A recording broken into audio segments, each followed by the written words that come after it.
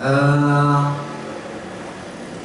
harus ada target, harus ada upaya terus menerus agar masjid ini makmur.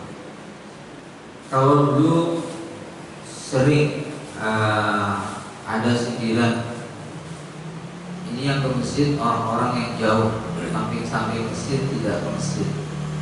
Alhamdulillah sekarang sudah mulai kita melihat, alhamdulillah tetangga-tetangga masjid ini sudah mulai bergairah ke sini. Mungkin Bapak Ibu tidak perhatikan, tapi kami selalu perhatikan satu persatu siapa yang sekarang mulai tergugah untuk masjid. Dan ini menjadi tanggung jawab kita bersama, bukan hanya pengurus,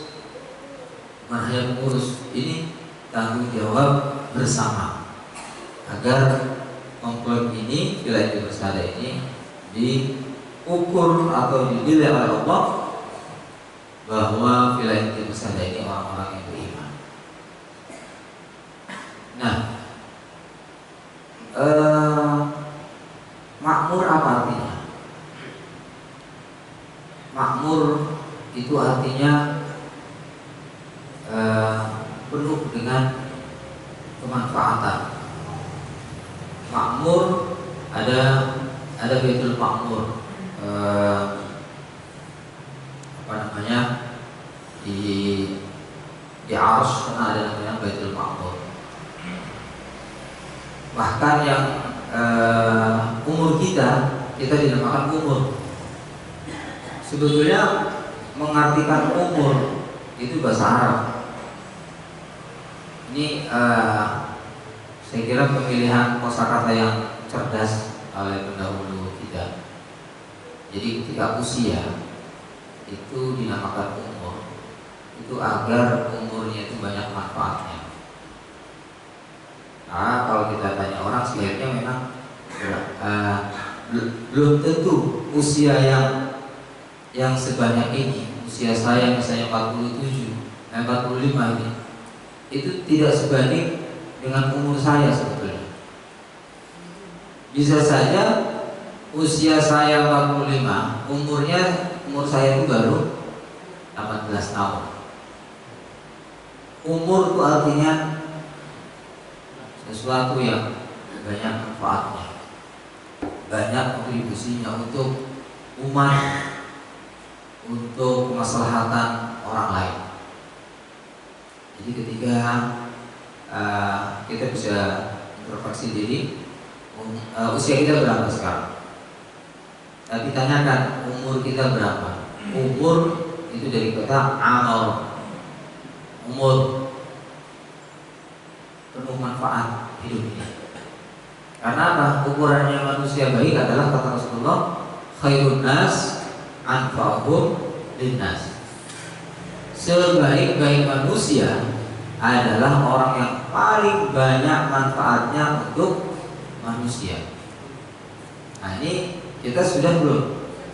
Atau kita hidup ini sebetulnya masih mementingkan yang kita pikirkan hari ke hari itu diri kita.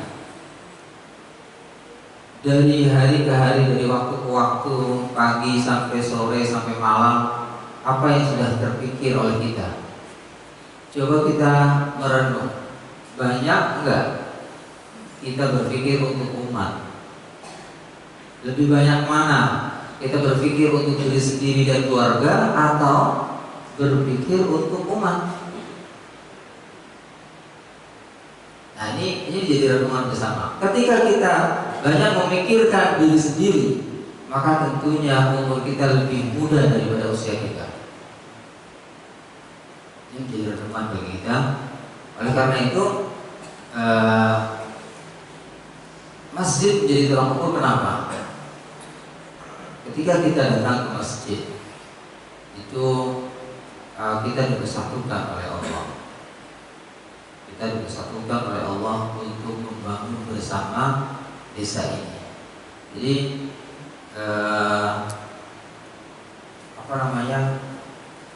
membangun masyarakat itu mulai dari masjid. Bagaimana masyarakat ini menjadi baik. Ini ada Pak Irwi, alhamdulillah. Bagaimana misalnya ada yang belum kenal Pak Irwi, jangan-jangan ada warganya yang belum kenal Pak Irwi. Jadi membangun masyarakat mulailah dari masjid. Rasulullah itu yang dilakukan oleh Rasulullah. Jadi kan ketika Madinah dengan berbagai macam orang, berbagai macam suku, berbagai macam agama, saat itu juga multikultural. Itu Rasulullah bangun masjid. Oleh karena itu masjid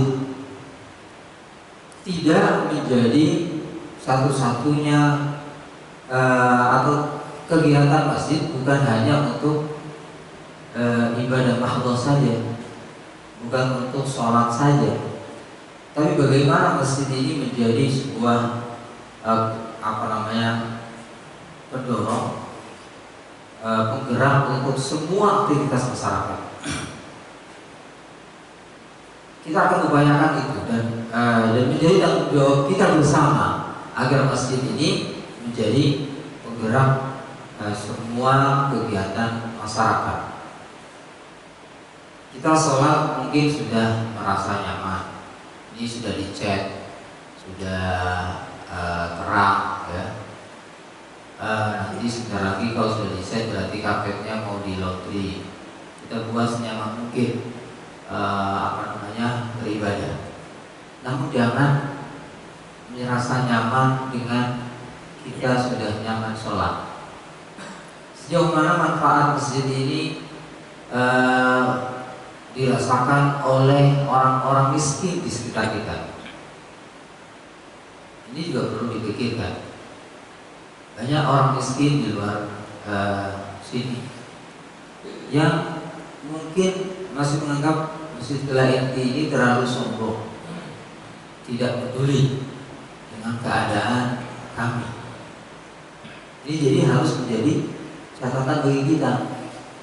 Jadi jangan nyaman dengan keadaan kita sudah ibadah yang sudah khusyuk, tapi sementara banyak orang sekitar kita yang masih kekurangan. Ini bagaimana memperdayakan ekonomi sehingga mereka benar-benar merasa adanya masjid ini menjadi manfaatan. Ini bisa dilakukan pasti. Ada beberapa contoh yang sudah saya survei, di antaranya misalnya di Masjid Komplek Timah. Itu setiap saya kaget waktu itu setiap minggu pagi itu banyak gerobak pada datang ke situ. Gerobak, ada gerobak sayur, ada gerobak bakso, ada gerobak macam-macam lah. Itu pada datang penjualnya ke masjid itu. Setelah saya tanya, ternyata dia setiap minggu memang ke sana. Dia setoran uang pinjaman yang dia pinjam dari masjid. Dia setoran sebenarnya dan diwajibkan untuk ada pengajiannya. Itu di Komplek Timah sudah ada di Ragunan itu. Banyak masjid-masjid yang sudah melakukan itu, memberdayakan masyarakat. Ada yang memang anak yatimnya. Alhamdulillah ini majelis taklim ibu-ibu sudah mulai dengan anak yatim. Tapi misalnya di Masjid Al-A'raf sini dekat kita Cirebon, yang sekarang mendirikan Masjid Panti Asuhan Hasanah Kebajikan. Hasanah Kebajikan itu bermula dari masjid yang itu dibangun oleh pengurus masjid. Pertamanya yang kontrak, anak yatim dikontrakin di situ dan dibiayai, sekolahkan, diberi fasilitas dan lain-lainnya. Akhirnya sekarang itu Hasanah Kebajikan malah punya beberapa cabang di seluruh Indonesia. Itu bermula dari Masjid Al-A'raf Cirende. Alternatif banyak yang bisa kita tiru sebetulnya. Kita hidup itu hanya meniru orang yang sudah sukses, meniru orang yang sudah soleh, meniru orang yang sudah baik. Makanya Rasulullah diturunkan itu untuk ditiru. Laqad kana lakum fi Rasulillahi uswatun hasanah. Itu adalah untuk ditiru. Jadi jangan pernah kita itu alergi dengan meniru orang. Gak apa-apa meniru, yang baik kok. Semua kita itu bisa berhasil karena meniru orang. Yang penting kita ambil sesuai yang dengan kebutuhan kita. Jadi mana masjid yang sudah baik kita tiru. Manajemennya seperti apa. Jadi memakmurkan masjid ini sangat luas sekali. Pendidikan ini alhamdulillah ada jamaah kita yang mau wakaf perpustakaan. Jamaahnya nggak hadir. Beliau sanggup untuk membuatkan perpustakaan dengan isi-isinya. Semula kami ingin di atas, cuma ada pertimbangan kami kalau di atas menjadi tidak enak dipandang. Akhirnya makanya pagi ini kita akan kerja bakti. Kita ingin depan itu semua yang ada di situ kita pindah ke belakang. Dan di situ dicat semua. Karena semua udah dicat, tinggal ruangan 2 itu yang belum dicat. Kita ingin nanti dicat. Habis itu kita akan panggil tukang untuk membuat rak-rak perpustakaan, rak-rak buku yang ada nanti di situ. Jadi anak-anak kita ini dengan ada buku yang digerus-gerus ada orang asing, meskipun itu setelah kita sortir itu masih banyak yang belum layak. Anak-anak memanfaatkan begitu. Apalagi kalau kita sediakan nanti ada komik Islam di situ, ada macam-macam gitu ya. Anak-anak nanti akan ramai di sini. Kegiatan anak-anak, kita inginkan anak-anak ini selalu masjid. Jadi masjid ini jangan sekali-kali kita mengusir anak-anak. Anak-anak memang ramai, biar saja ramai, tinggal diarahkan. Namanya anak-anak itu pasti ramai, pasti membuat kegaduhan. Tinggal bagaimana kita mengatur mereka, selalu mengarahkan mereka. Jadi ketika kita memakmurkan masjid, insya Allah akan menggerakkan orang untuk memakmurkan masjid ini. Jadi kami dalam melakukan ini, kami tidak merasa terbebani oleh wah ini nggak ada uang, nggak ada ini. Kami sangat yakin bahwa ini rumahnya Allah, pasti Allah sendiri yang akan menjamin. Ini rumahnya Allah, pasti Allah yang akan menjamin. Dan terbukti beberapa ini, kas kita naik, kas Jumat, kas subuh itu naik dengan signifikan. Pasti Allah menggerakkan hamba-hambanya untuk peduli dengan rumah Allah ini. Dalam waktu dekat kita akan bangun ini di atas di atas musola, di atas tempat wudhu. Kita akan bangun untuk penyimpanan barang-barang. Di antaranya adalah menyimpan lemari yang sudah ibu-ibu beli. Ibu-ibu alhamdulillah sekarang sudah membeli lemari untuk perlengkapan jenazah. Jadi kita nggak usah khawatir ketika kita mati, Pak. Sudah ada yang nanggung ibu-ibu tuh. Saya sekarang sudah khawatir kalau mati. Sudah ada yang ngurus, ya, gratis, coba diurus. Ya, masjid ini mengurusnya dengan gratis, tidak dipungut biaya. kita inginkan seperti itu. Jadi masjid ini beri manfaat seluas-luasnya, seluas-luasnya. Jadi nanti kita bangun penyimpanan barang, di situ kita bisa memberikan banyak hal. Memakmurkan masjid diantaranya adalah bagaimana masjid ini menjadi pusat informasi. Ini yang lagi kita garap. Saya janji awal Maret, sampai sekarang belum dioperasionalkan, yaitu SMS Center dan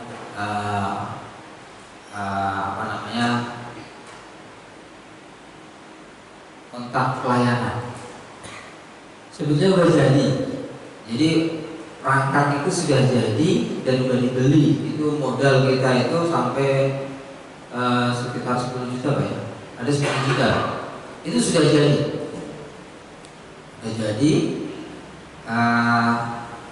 Tinggal kita manfaatkan. Ini hanya beberapa langkah saja sebetulnya menuju di launching itu. Semoga nanti Isra Mi'raj kita akan adakan, karena Isra Mi'raj ini menjadi momentum pertama anak remaja akan mengadakan hadroh. Kemudian TPI kita, alhamdulillah TPA ini beberapa ibu-ibu dengan peduli dan sukarela ingin memakmurkan lagi, menggairahkan lagi TPA. Nanti sekaligus acaranya itu TPA dan anak-anak remaja. Kemudian launching perpustakaan dan semoga bisa launching SMS Center itu. Kita akan menjadikan orang yang belum ke masjid ini bagaimana merasa ada kemanfaatan masjidnya. Jadi bukan hanya kita yang sering ke masjid yang merasakan manfaat masjid, tapi orang yang belum ke masjid pun itu merasa ada manfaat adanya masjid ini, yaitu dengan SMS Center nanti. SMS Center itu kita gunakan misalnya untuk memberikan nasihat, hadis-hadis kita kirim. Bahkan ketika mereka butuh sesuatu, hanya ingin doa, mereka bisa kirim ke kita dan kita doain. Jadi nanti sering-sering kita mendoakan orang tuh. Nanti ada orang doa untuk kesembuhan saudara kita yang dirawat, karena banyak SMS nanti. Jadi ibu bapak jangan pelit ya, jangan pelit untuk kalau dimintain doa. Diminta doa Fatihah saja, saya kira ringan. Jadi nanti imam akan mengumumkan, mari kita berdoa, ada saudara kita dalam kesulitan ini kita doain dengan Al-Fatihah. Mohon ini menjadi jariah kita, amal kita. Kalau kita nggak bisa bantu utang dia, ya. Kalau kita nggak bisa bantu melunasi utang orang yang lagi keliling utang, masa kita dimintain doa hanya Fatihah saja tidak mau? Nah, ini dipertanyakan dari kita. Jadi kita doakan. Jadi nanti menjadi pusat informasi sehingga orang-orang yang belum ke masjid pun didoain. Orang yang belum ke masjid pun kita doakan. Kita doakan kebutuhan dia dari utang kita doain biar utangnya lunas, gitu ya. Dan lain-lainnya. Kemudian kajian kita alhamdulillah sudah mulai tersusun. Khatib kita pun sudah mulai tersusun. Khatibnya insya Allah kalau ibu-ibu ikut Jumatan tak kalah kurang kualitasnya dengan kajian subuh dan kajian lainnya. Jadi mereka orang-orang yang sudah kita pilih untuk mampu menggerakkan dan meningkatkan iman kita.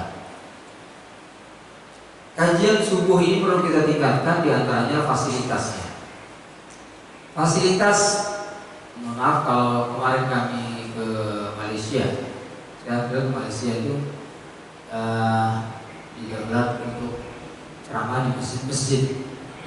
Itu di masjid-masjid sana itu setiap masjid sekecil, bahkan kecil, lebih kecil dari ini, namanya surau. Itu perlengkapan ini rekaman itu luar biasa. Jadi penceramah itu duduk nyaman pakai kursi dan ada mejanya. Makanya ini kita harus buat ya. Penceramah tidak berdiri seperti ini. Capek juga kadang-kadang orang bisa duduk nyaman, gitu kan? Ada mejanya, ada kursinya. Kemudian kamera itu sudah terpasang, tidak seperti ini pasang bongkar seperti ini, ya kan? Itu sudah terpasang dan nanti disorot di layar. Disorot di layar yang semua orang dari sudut, bahkan kameranya itu bukan dari satu sisi, dari samping ustadznya pun. Makanya ketika misalnya ustadznya garuk-garuk kelihatan itu. Jadi pas saya waktu itu garuk-garuk kan, dia sadar kan garuk-garuk sembarangan gitu kan. Jadi semua terlihat dari segala sisi. Dan itu direkam pasti. Direkam dan jadi dokumen masjid. Jadi karena itu kita akan lengkapi fasilitas-fasilitas itu. Nanti kajian ada selanjutnya ada fokus dan lain-lainnya. Kita coba memakmurkan masjid ini dengan segala hal. Karena itu saya selalu bilang bahwa masjid ini seperti supermarket. Orang mau apa aja di sini ada.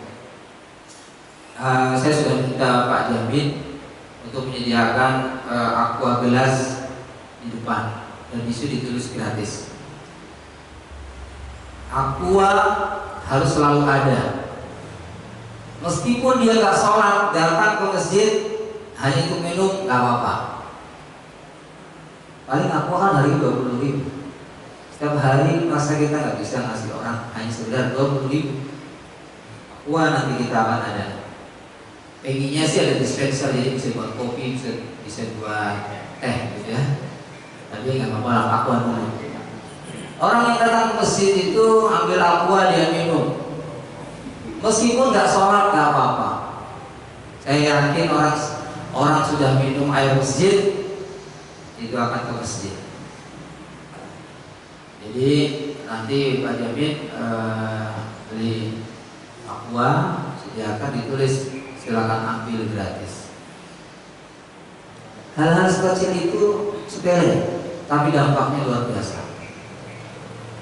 Jangan dilihat itu pemborosan, tapi itu adalah hal yang sebetulnya akan manfaat untuk masjid ini. Kita akan lihat coba nanti. Kita akan lihat beberapa hal yang luar biasa dengan hal yang sepele itu. Kayaknya kok enak banget, hanya sekedar ke masjid minum gitu ya. Tapi dampaknya luar biasa. Oleh karena itu